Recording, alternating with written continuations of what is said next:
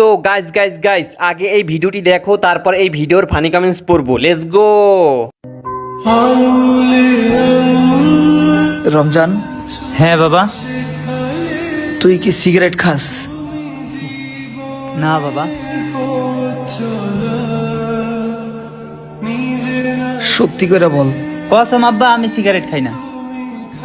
আরে বল বল, বাপ মা তো বন্ধুর মতোই, আমি তোরে কিচ্ছু বলবো না। এই যে মাথা শুয়ে কইতাছি, আমি সিগারেট খাই না। বুঝছো মিম, আমাদের ছেলে আমাদের বন্ধু মনে করে না। আরে তোর বাপ তো বললই তোরে কিছু কইব না, খাইলে কয়া দে না। বাবা এত করে আমার লাগে বন্ধুত্ব করতে চাইতেছে, যা সত্যিটা বললেই দিই, না বললে পরে আবার বাবা কষ্ট পাইবে। পাপা আমি মাঝে মাঝে সিগারেট একটু একটু খাই।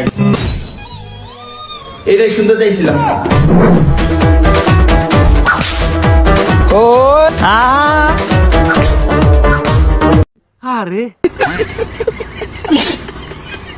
तो चलिए शुरू करते हैं।